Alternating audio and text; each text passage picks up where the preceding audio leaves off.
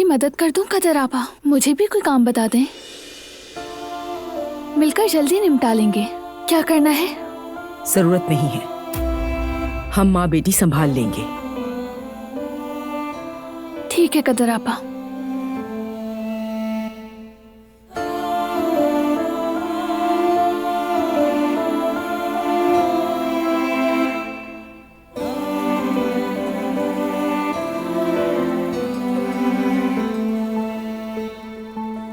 बेटी, ऐसे ही सोचों में गुम रही तो काम कैसे करोगी? चलो शाबाश।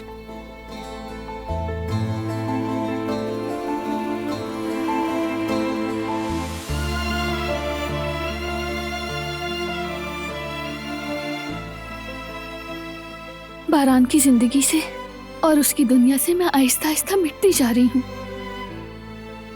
सब यही समझते हैं कि मैंने धोखा दिया। उसकी आंखों में अपने लिए मायूसी देखना सह नहीं पाती। काश सब जान पाते कि क्या कुछ सहा है मैंने।